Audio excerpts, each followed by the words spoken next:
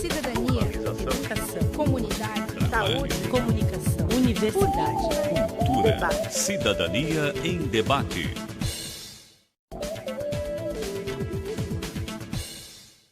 Boa noite. Começa agora Cidadania em Debate, um programa do Sindicato dos Servidores Públicos do Ensino Superior de Blumenau. Este é um espaço que trata questões de interesse dos trabalhadores do Vale do Itajaí. E no programa de hoje, vamos falar sobre inovação tecnológica e combate à pirataria. Este assunto vem à tona no momento em que piratear tornou-se um problema econômico e político. Além de ser uma questão governamental, a pirataria também é um dos maiores crimes do século XXI. Para você ter uma noção, esta atividade ilegal causa prejuízos, inclusive para a geração de emprego e principalmente para os consumidores. Segundo a Interpol, a polícia que investiga crimes em vários países, a pirataria movimenta atualmente mais recursos financeiros que o narcotráfico. Isso já dá a dimensão do problema para governos municipais, estaduais e para o governo federal. E diante de um tema tão atual como este, é preciso levantar alguns questionamentos e buscar, obviamente, respostas. Por isso, o nosso convidado de hoje é o professor do curso de Direito aqui da FURB, Alejandro Knesel Arrabal. O debate se intensificando, né? Mas na prática, como é possível fazer um combate eficiente à pirataria? Boa noite, Alejandro. Obrigado por vir ao Cidadania em Debate. Boa noite, Carlos. Obrigado. A gente que agradece a oportunidade de estar discutindo essa questão, né?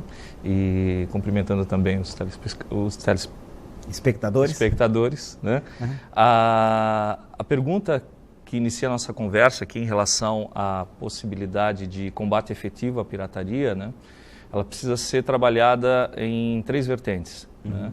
Nós temos hoje no plano nacional uma perspectiva organizada junto ao governo, o Conselho Nacional de Combate à Pirataria, que estabeleceu um plano, já é o terceiro plano de combate, e que define três vieses de trabalho efetivo. Né? Um deles é o viés repressivo, o outro é o viés econômico e o outro é o viés educacional, cultural. Uhum. Né? Então, falar de efetividade em relação ao combate à pirataria, não há como dissociar esses três. Né? Eles estão intrinsecamente relacionados, então não se pode imaginar numa perspectiva de combate, né? Porque a ideia de combate, a palavra combate, ela sugere um contraponto, um embate. E o embate logo nos traz uma ideia de uma perspectiva de confronto. Né? E a educação não passa pelo confronto, né? Ela não passa pelo viés do confronto, ela passa pelo viés da conscientização. Né? Então, nós, enquanto universidade, na perspectiva de colaboração com o Conselho Municipal de Combate à Pirataria, o nosso papel trabalha mais no sentido de tornar efetiva essa perspectiva de conscientização, né? E que vai perpassar por uma série de fatores e de valores que a gente vivencia hoje dentro da nossa vida enquanto consumidores, enquanto sociedade, que precisam ser resgatados e o debate precisa ser ampliado. Né? Ô Alejandro, vamos, né, a gente começou aqui fazendo essa abordagem inicial aí de combate, né, que na realidade é um processo de conscientização, mas é interessante, creio, que nós poderíamos tentar explicar o que vem a ser de fato pirataria e se pirataria está só direcionado à questão tecnológica. Muito bem, então o primeiro aspecto talvez que possa se colocar é que pirataria é um conceito bem aberto, né? É quase um elemento simbólico, assim, que vai aglutinar uma série de condutas que do ponto de vista da legislação são condutas ilícitas, né? Então, o que a gente pode enquadrar assim de maneira mais pontual? A gente tem a violação à propriedade intelectual, né, que é um viés da pirataria e talvez um dos que se evidencia bastante dentro da perspectiva tecnológica. Né? Depois nós temos também a perspectiva do Estado, né, na medida em que o produto pirata, que é um produto que passa por um viés da ilicitude, no sentido de ele não recolher impostos, nem não há carga tributária que incide, porque ele vai pela lógica do contrabando, do descaminho, né? Então, existem vários interesses que de alguma maneira convergem para essas condutas que são condutas que nós podemos colocar condutas oportunistas. Então, o pirata, a visão tradicional do pirata, talvez possa associar a ideia de oportunista, né, no sentido de obter vantagem, né, com uma prática que vai causar dano a outras pessoas, que vai causar dano, de alguma maneira, a um contexto maior do que o interesse pessoal dele, o interesse econômico estrito do pirata. Né? Porque a gente tem no imaginário, quando se fala em pirataria tecnológica, a primeira coisa que vem à cabeça é o indivíduo que compra um CD pirata, que compra um DVD pirata, né? Que está relacionado à questão de propriedade, né? A questão intelectual, né? Isso. Quando ele compra um CD pirata, automaticamente ele não está pagando tributos, não está, inclusive, convertendo recursos para quem fez o CD, né? Para quem intelectualmente e culturalmente trabalhou ali naquela função. Se a gente sair desse imaginário do CD, do DVD, a gente poderia passear por quais outros produtos piratas comuns no nosso santo dia a dia? Muitos outros, né? A gente, vez ou outra, a mídia de uma forma, acho que bastante abrangente, tem noticiado produtos piratas que atingem a saúde do consumidor, né? Porque medicamentos, né? A indústria, essa que normalmente aparece, que é a indústria do entretenimento, ela acaba não tendo um impacto, pelo menos direto, em relação à saúde do consumidor, mas existem os medicamentos, existem determinados produtos de consumo e que não passam por nenhum crivo de qualquer instância que possa avaliar a qualidade desse produto ou o impacto que esse produto pode ter para a saúde das pessoas, do indivíduo. Então, a preocupação da saúde é um dos fatores extremamente importantes assim, dentro daquilo que tem se colocado como a questão da pirataria. Né? Mas o viés econômico, de uma maneira geral, ele é bastante forte também, porque o que se espera no combate à pirataria é tentar minimizar desigualdades sociais, né? Que eu acho que é o fator que norteia tanto a atuação do próprio Estado, quanto pelo menos o ideal de sociedade que a gente espera ter. Uma sociedade mais justa, mais equânime, né? Com não tantas desigualdades quanto ela apresenta. E lutar em favor de determinados valores que são contrapostos à pirataria, de alguma maneira, é uma ação favorável à busca desse equilíbrio social que a gente espera tentar equacionar, né? Tentar manter. O ideal é muito difícil, né? Porque a sociedade ela é diversa, ela é difusa, e a gente sempre vai encontrar condutas que são estranhas àquilo que vai ser definido como lícito, né? Condutas, portanto, ilícitas. Sempre vai existir a ilicitude de alguma maneira. Agora, o problema que nós temos num contexto nacional e talvez global nessa matéria é a disparidade que existe em relação a isso. Né? Então... um problema. Quando você falou ali que um dos pontos da questão da pirataria estava voltada para o cultural, né? As pessoas estão culturalmente acostumadas com a ideia da pirataria, é isso? É preciso trabalhar a questão educacional nesse caso? Então, essa tua colocação é bem importante porque, assim, nós já convivemos há algum tempo com a ideia do pirata, com o sentido existe um imaginário pirata, que de alguma maneira ele se diluiu e ele mostrou outras faces. Né? Então, a gente tem projetado na própria mídia a ideia de um pirata, né? Que a exemplo do Piratas do Caribe, né? Que é uma obra de ficção, mas que retrata um imaginário de uma postura ou de um comportamento que transita entre o lícito, o ilícito, o correto e o incorreto, né? E talvez seja muito difícil realmente polarizar e dizer assim, olha, a conduta do pirata é uma conduta essencialmente ilícita. Principalmente no viés da questão do desenvolvimento das tecnologias de comunicação. Né? Por quê? Porque as tecnologias, como a internet, passaram a nos oportunizar o trânsito e a distribuição e o compartilhamento de várias obras, né? Vídeos, filmes, música, textos, E isso se tornou algo tão presente no nosso cotidiano e tão incorporado ao nosso cotidiano que a maioria das pessoas não se reconhece como alguém que comete algum ilícito baixando uma música pela internet ou baixando um filme na internet. Mas essa de baixar filme, de baixar música, né, pela internet, isso pode deixar de ser algo pirata? Então, esse é um ponto que precisa de uma reflexão mais apurada, assim, né, e mais consistente. O receio que normalmente eu tenho é de que a sociedade entre num discurso vazio, que tenta, a partir de determinados valores que são comuns a todos nós, por exemplo, liberdade. Né? Liberdade é algo que é prezado por todos. Né?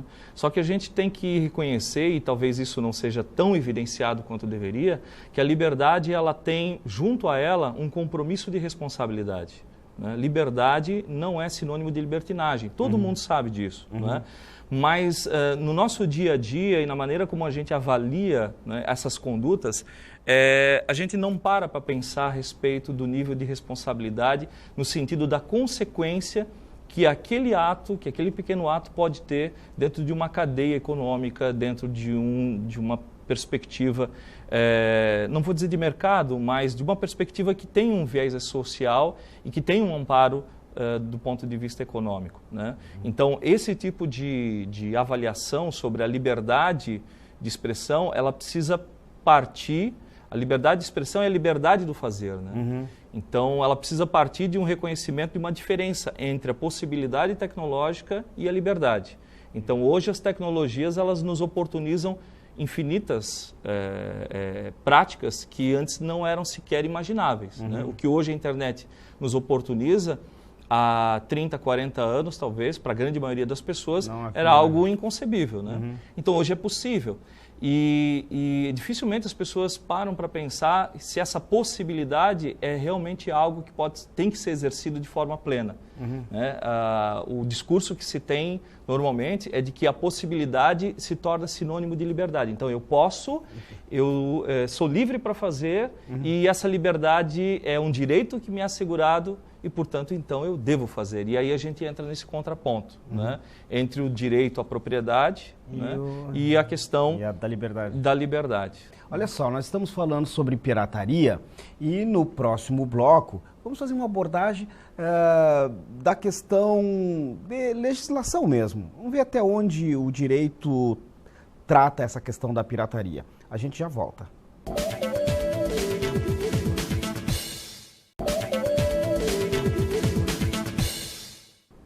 Voltamos com Cidadania em Debate aqui pela FURB TV. E no programa de hoje estamos falando sobre inovação tecnológica e combate à pirataria. Nosso convidado é o professor do curso de Direito aqui da FURB, Alejandro Arrabal. Alejandro, a gente estava falando no bloco anterior a respeito da pirataria e esse combate, né? E a gente estava inclusive abordando que é importante uma conscientização. Mas temos legislação para fazer o combate à pirataria e punir os piratas? Ok. Bom, essa também é uma questão importante porque é muito comum que as pessoas reivindiquem a aplicação efetiva das leis. Né? Isso é uma conquista que a gente teve na sociedade ao longo da história. Eu acho que nesse sentido a gente não pode desprezar esse ganho que a gente teve enquanto sociedade.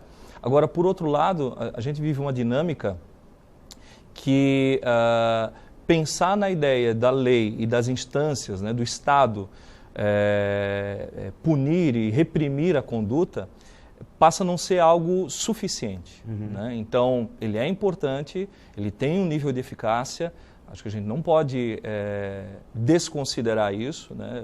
Seria uma falácia, acho um equívoco o discurso que menospreza a eficiência das instâncias públicas, né? No sentido ao combate ao ilícito de uma maneira geral e também à pirataria, mas por outro lado, só o viés do combate não é suficiente. Em legislação nós temos muitas leis, né? Já temos a lei de propriedade intelectual que, embora tenha surgido em 98, ela já passa por uma revisão, por uma reflexão, porque algumas coisas realmente são práticas novas e que não estão de acordo com a literalidade do texto dessa legislação. Nós temos o Código Penal, que estabelece uma série de crimes que envolvem desde a questão da propriedade intelectual propriamente dita, até a questão do contrabando, descaminho, né? Então, temos a Lei de Propriedade Industrial, que também trabalha um viés na perspectiva do combate à concorrência desleal. Então, o substrato normativo nós temos, né? Talvez ele possa ser refinado, a gente pode discutir, é necessário que se pense no refinamento dessas leis com base na transformação da sociedade, né? Mas isso já não é mais suficiente, né? A discussão agora, me parece, para esse novo século, né, é o papel que nós temos enquanto sociedade. E existe um viés que é bastante preocupante, que é o viés do individualismo, né? A cultura da cópia, ela se projeta dentro de um paradigma muito forte e individualista, né? Existe um paralelo bastante interessante, que é a questão do conceito do compartilhar, né? Quando a gente fala em compartilhamento, o sentido tradicional do compartilhamento, ele para todos nós, eu acho muito difícil que alguém não pense a palavra compartilhar como algo que tem relação com solidariedade, né? Quando eu compartilho, eu sou solidário, né? Agora, você projeta a palavra compartilhar para as plataformas de comunicação pela internet, pelas redes de relacionamento com o sistema de distribuição de arquivos via torrent. Aí você percebe que existe uma ressignificação disso. Já não é mais o compartilhar no sentido da solidariedade.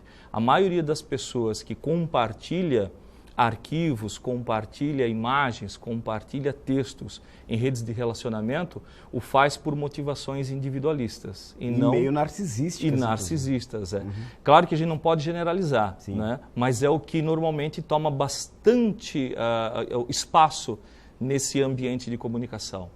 Quando se fala em redes de compartilhamento de arquivos via torrent, aí você tem um fenômeno ainda mais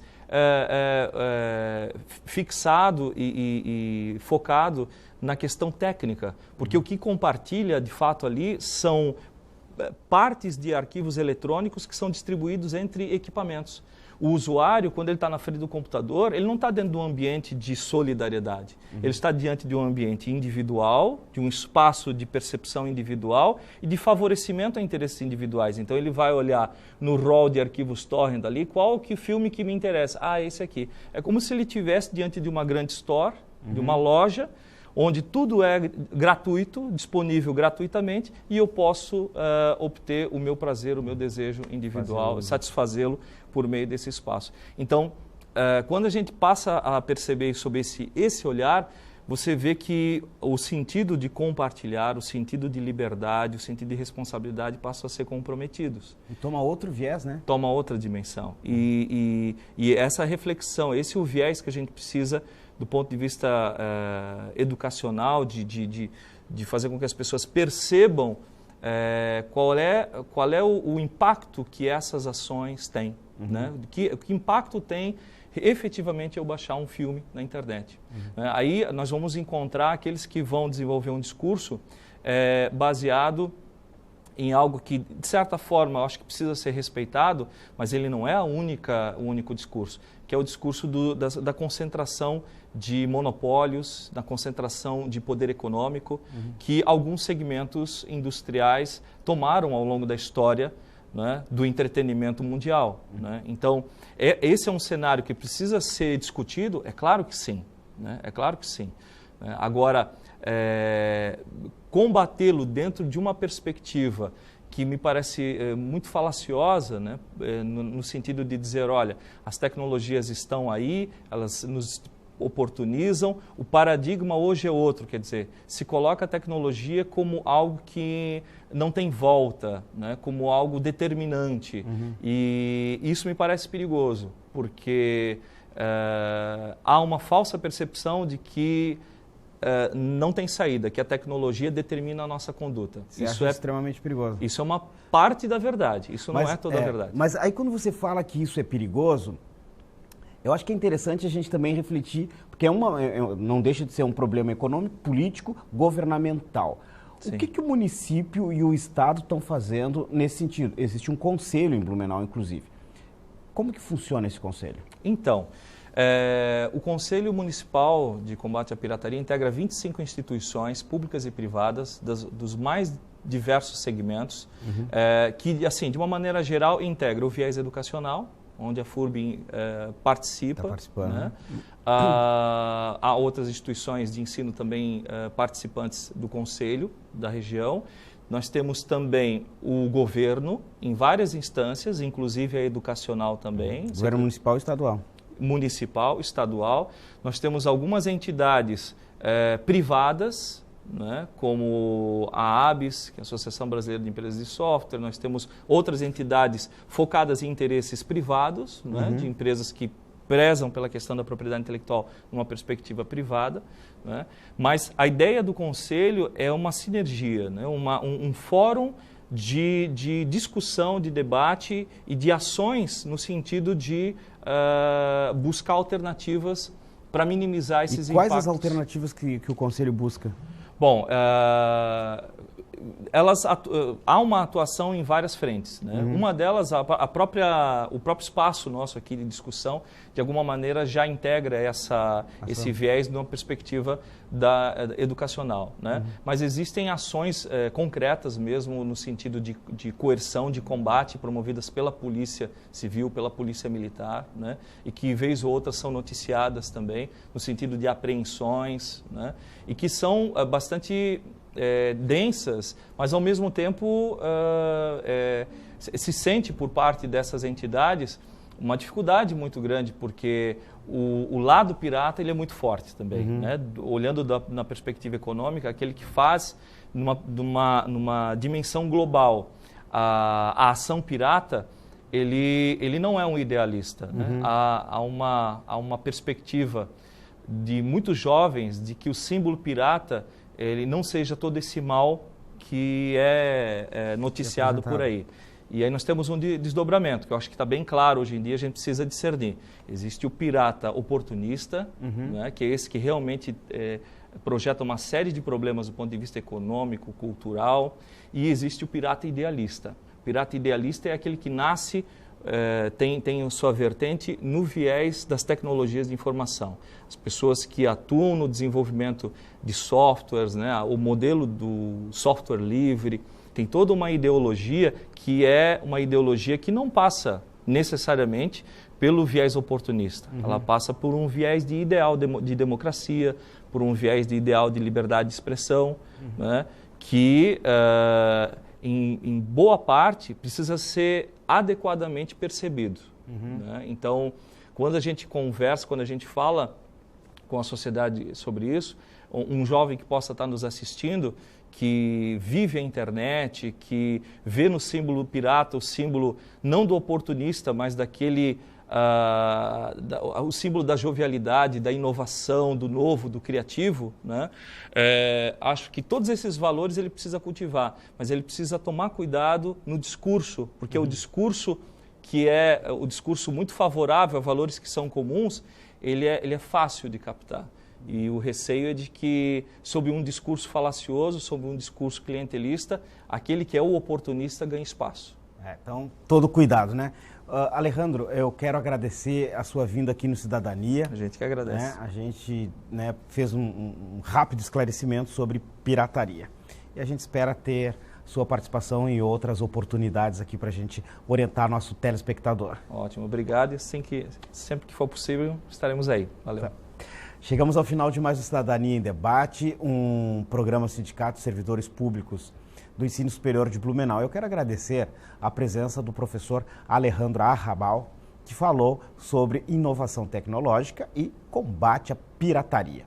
Também quero agradecer a você que esteve ligado no nosso programa. A gente volta a se encontrar para um novo assunto na próxima segunda-feira, a partir das 20h30, aqui pela FURB TV. Tenham todos uma boa noite e uma boa semana. Tchau.